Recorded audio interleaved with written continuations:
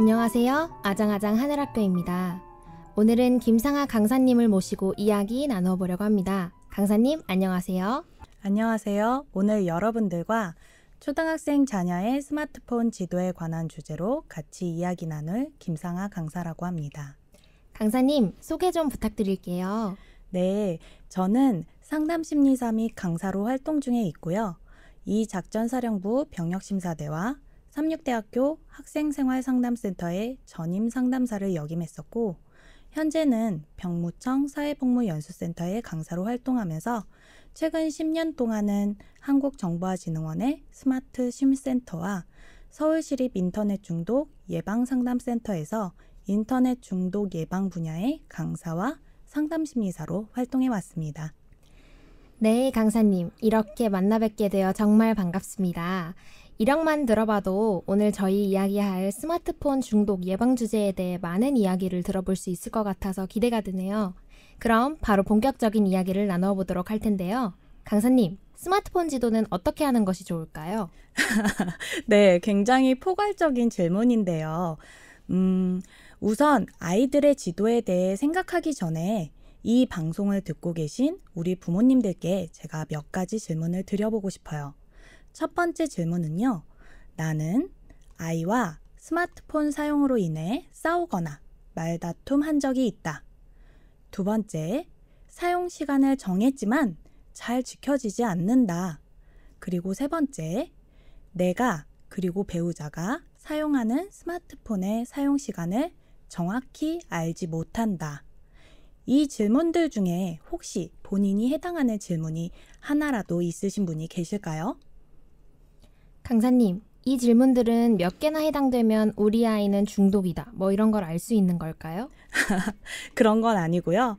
이 질문들은 여러분들과 이번 시간 동안 나누고자 하는 주제와 연관이 있기 때문에 시작 전에 질문을 드려봤어요. 아, 그렇다면 위 질문들 중 하나라도 해당이 된다면 이번 방송을 잘 듣는 것이 중요하겠네요. 그렇죠.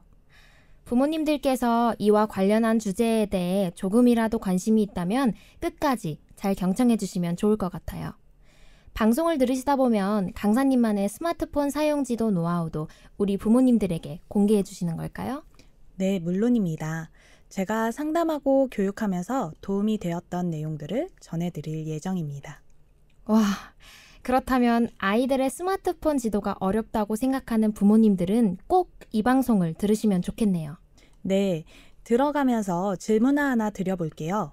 박현영 진행자님은 본인이 하루에 사용하는 스마트폰의 시간이 얼마나 되는지, 그리고 사용하는 컨텐츠의 내용이 어떻게 되는지 알고 계신가요? 생각해 본 적은 없지만 전 하루 평균적으로 3시간 이상은 사용하고 있는 것 같아요. 카톡은 물론이고 OTT 앱, SNS, 건강 어플 등을 사용하는 것 같고요.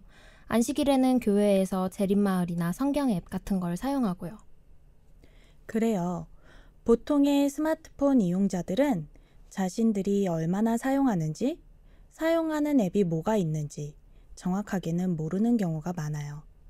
보통은 나는 별로 많이 사용하지 않아 라고 생각하지만 습관적으로 아무것도 하지 않아도 목적 없이 핸드폰을 켜거나 만지작거리는 경우가 많이 있고, 또 한 연구에서는 자신이 생각하는 스마트폰의 사용 시간보다 실질적인 사용 시간은 몇 배가 많다는 연구 결과도 있었어요.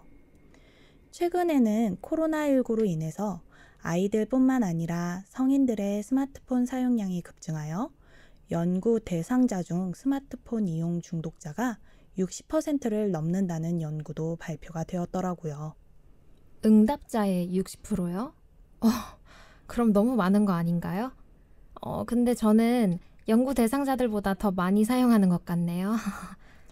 네, 물론 일시적인 증상으로 코로나19 사태가 좀 진정이 되면 성인들의 이러한 사용 특성은 좋아질 수 있지만, 그래도 이런 연구 결과가 나왔다는 것은 좀 충격적이긴 하죠.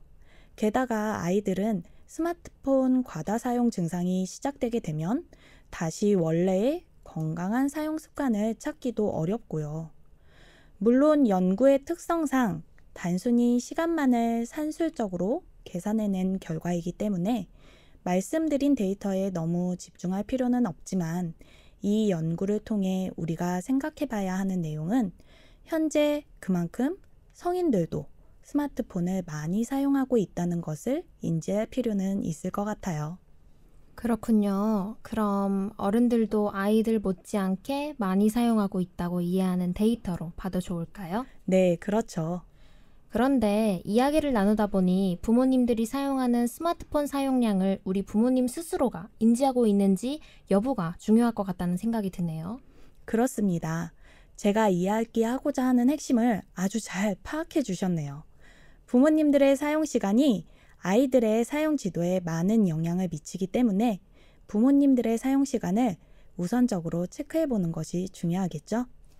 네, 그렇군요. 그럼 혹시 우리 방송을 듣고 계시는 성도님들을 위해 중독 자가 테스트 같은 것들이 있을까요? 네, 있습니다. 한국정보화진흥원에서 개발한 S척도라는 스마트폰 중독 자가진단 검사가 있는데요. 전 연령 검사가 가능합니다. 다만 유아동은 유아동 관찰 척도가 따로 있기 때문에 더 자세한 내용이 필요하신 분들은 한국정보화진흥원 산하기관인 스마트 심센터 홈페이지에서 다운받아 사용하시면 될 것 같습니다. 방송을 들으시는 부모님들도 준비가 되셨다면 같이 한번 체크해 볼까요? 본 문항에 대해서 응답은 매우 그렇다 4점, 그렇다 3점, 그렇지 않다 2점, 전혀 그렇지 않다 1점으로 응답해 주시면 됩니다. 그럼 시작해 보겠습니다. 1번. 스마트폰 이용 시간을 줄이려고 할 때마다 실패한다. 2번. 스마트폰 이용 시간을 조절하는 것이 어렵다. 3번. 적절한 스마트폰 이용 시간을 지키는 것이 어렵다. 4번. 스마트폰이 옆에 있으면 다른 일에 집중하기가 어렵다. 5번. 스마트폰 생각이 머리에서 떠나지 않는다. 6번. 스마트폰을 이용하고 싶은 충동을 강하게 느낀다. 7번. 스마트폰 이용 때문에 건강에 문제가 생긴 적이 있다. 8번. 스마트폰 이용 때문에 가족과 심하게 다툰 적이 있다. 9번. 스마트폰 이용 때문에 친구 혹은 동료, 사회적 관계에서 심한 갈등을 경험한 적이 있다.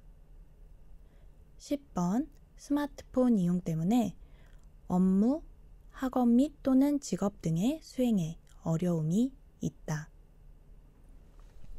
지금 방송을 듣고 계신 부모님들도 자가 점검을 통해서 현재 자신의 상태를 점검해 보시고 혹시 가능하신 부모님들은 아이들 검사도 함께 진행해 주시면 좋을 것 같아요.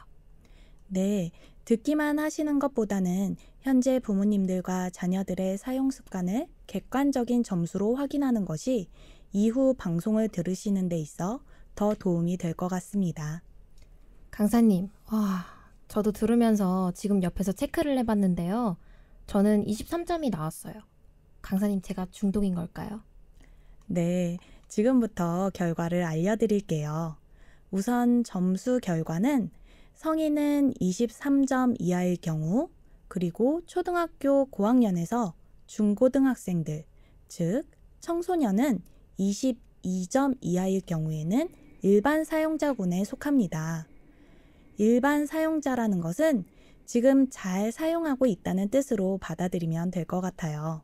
아, 그렇군요. 그럼 22점 혹은 23점보다 혹시 높게 나오면요?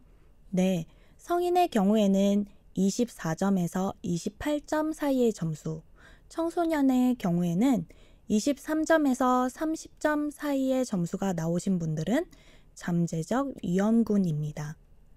스마트폰 사용으로 인해 일상생활이 완전히 무너진 것은 아니나 스마트폰 사용에 몰입하다가 해야 할 일을 빼먹거나 잊는 경우가 종종 발생하거나 스마트폰에 마음이 빠져 있을 가능성이 높습니다.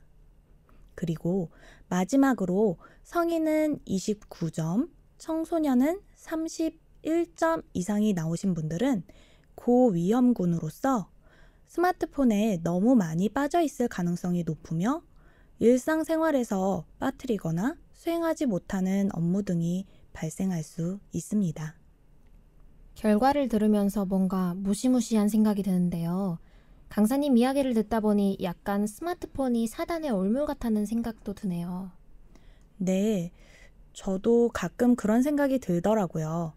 스마트폰, 그리고 스마트 기기들은 현대를 살아가는 데 있어서 꼭 필요한 것들이지만 지나치게 너무 많이 빠져 있을 경우 우리에게 해가 되죠. 필요악적인 요소라고 할 수 있겠네요.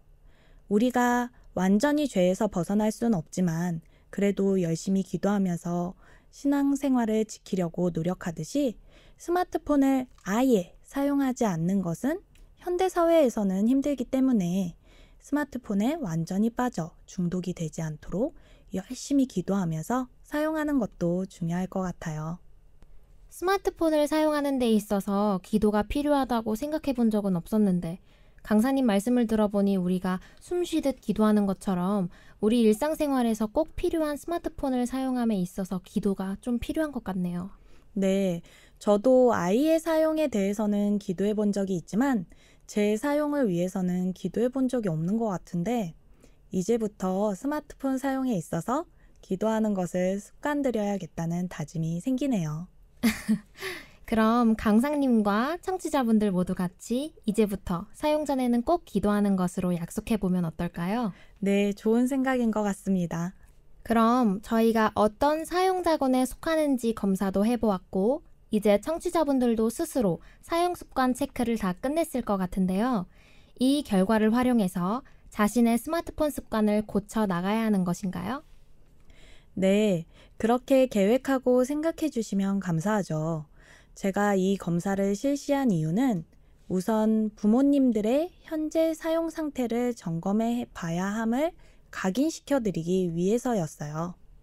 그렇군요.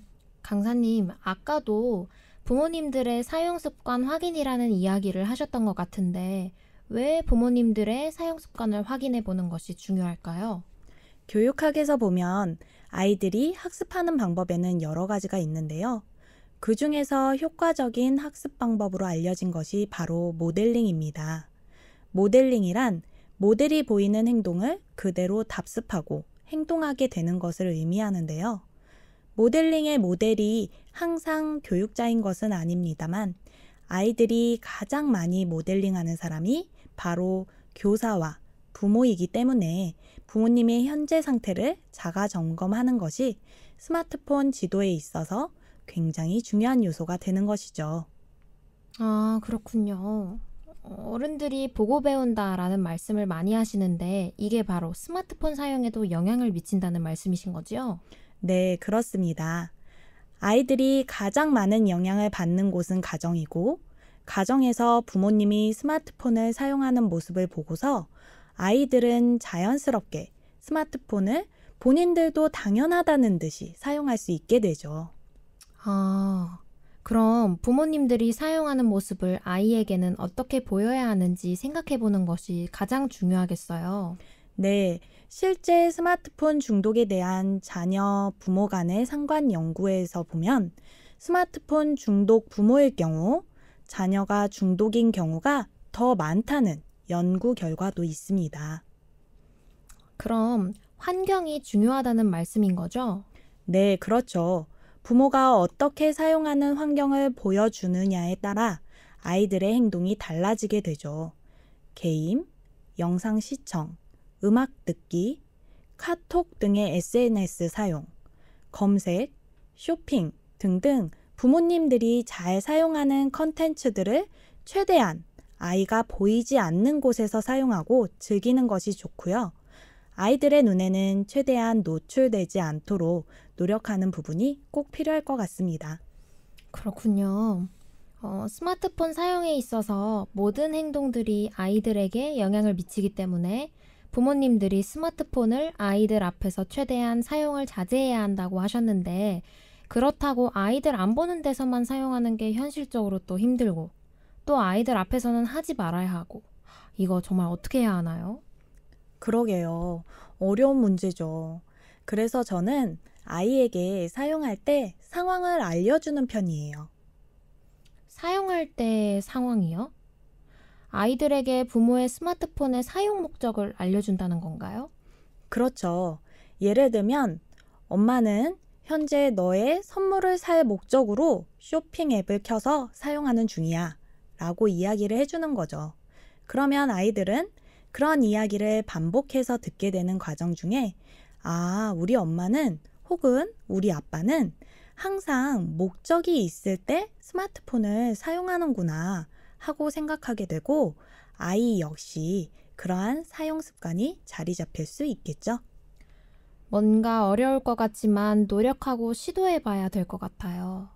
네, 쉬운 일은 아니죠. 한 번에 자리가 잡히는 일도 아니고요. 그렇지만 모든 자녀 교육에 있어서 스마트폰뿐만 아니라 모든 교육이 한 번에 되는 일은 없으니까 부모님들께서 인내심을 가지고 지도해 주시면 좋을 것 같아요. 네, 알겠습니다. 강사님의 이야기를 들으니 더욱 우리가 주님께 기도와 간구로 아이들을 양육해야겠다는 생각이 드네요. 네, 저도 공감합니다. 제 아이를 지도하면서 늘 드는 생각은 방법을 아무리 많이 알고 있어도 결국 우리가 완벽하게 아이들을 키울 수 없다고 생각이 들더라고요. 다행히 우리에게는 신앙이 있고 우리를 지켜 돌봐 주시는 주님이 계시기 때문에 내가 자신이 좀 없더라도 주님께 의지하여 아이들을 지도하신다면 분명 옳은 길로 인도해 주실 것이라 믿습니다. 강사님의 이야기를 들으니 처음에는 어렵게 느껴지던 스마트폰 사용 지도가 더 쉽게 느껴지는데요. 그런가요? 다행이네요. 그렇다면 좀 더 구체적으로 우리 아이들의 스마트폰 사용 지도 방법이 궁금합니다. 저는 부모 교육을 할 때 항상 드리는 말씀이 우리 아이들의 전문가는 부모님입니다 라는 이야기를 많이 드려요. 내 자녀에 대해 내가 제일 잘 알고 있어야 하고 내가 제일 잘 이해해야 하는 것이 맞겠죠? 그렇기 때문에 어떻게 지도해야 하는지 부모님들이 우리 아이들에 대해서 제일 잘 알고 계셔야 하는데 주변에 들리는 이야기가 많으니 지도할 때 부모님들 마음이 많이 흔들리는 것 같아요. 아마도 대부분의 부모님들 상황이 다르지 않을 것 같아요. 네, 맞아요. 그렇다면 흔들리지 않고 지도할 수 있는 방법이 뭐가 있을까요? 우선 핵심적인 요소를 말씀드리자면 자녀와의 관계가 스마트폰 지도에 있어서 중요한 요소가 될 수 있을 것 같아요. 내 자녀의 전문가가 되기 위해서는 아이와의 관계가 좋아야 하며 부모 자녀 간의 관계가 좋다면 아이들은 부모의 이야기에 순종적인 태도를 보이기 때문에 좋은 관계가 결국 아이 훈육에 효과적인 요소라고 할 수 있습니다. 그렇다면 좋은 관계를 잘 맺고 유지할 수 있는 방법은 어떤 게 있을까요? 좋은 관계를 맺는 가장 쉬운 방법은 바로 대화입니다. 아이들에게 사용에 대한 지도를 하기 위해서는 우선 아이와 대화가 잘 이루어져야 되겠죠.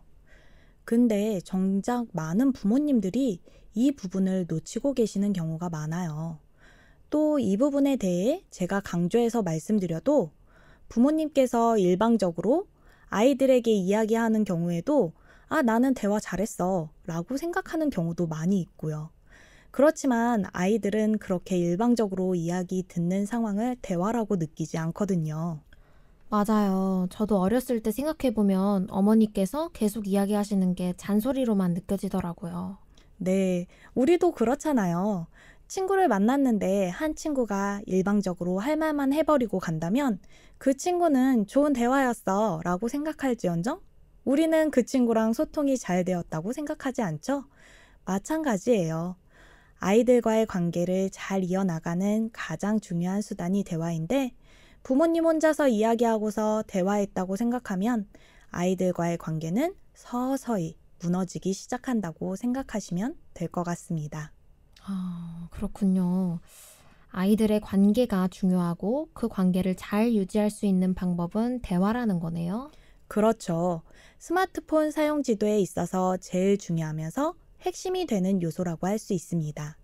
내 아이와의 소통이 잘 이루어지는지에 대한 설문을 기관에서 일하면서 진행한 적이 있었는데요. 설문 결과를 볼 때마다 놀라웠던 건 부모님들은 소통이 잘 된다고 표시해 주시지만 정작 아이들은 그렇지 않다고 생각하는 경우가 많이 있었다는 것입니다. 부모님들께서 혹시 가능하시다면 아이들과 일주일간 대화를 해보시고 대화 패턴에 대해 한번 생각해 보시면 좋을 것 같아요. 아이들과의 대화를 녹음해서 들어보시면서 점검해 보셔도 좋을 것 같습니다. 네, 저희가 이런저런 이야기를 나누다 보니 벌써 첫 번째 시간을 마무리해야 하는데요. 강사님, 다음에도 이어서 방송을 듣고 계신 부모님들께 꿀팁 전수 계속되는 걸까요? 네, 그럼요. 오늘 김상아 강사님과 함께 스마트폰 자녀 지도에 있어서 다양한 이야기 나누어 보았습니다. 부모님의 모델링의 중요성과 아이들과 부모님과의 관계가 스마트폰 지도에 있어 중요한 역할을 한다는 것, 그리고 그 관계를 잘 유지하기 위한 방법 중 하나로 자녀와의 대화 패턴에 대한 이야기까지 나누어 보았는데요. 자녀 양육에 있어서 힘들어하시는 전국에 계신 모든 청취자분들과 함께 하겠습니다. 다음 시간에도 계속 뵙도록 하겠습니다.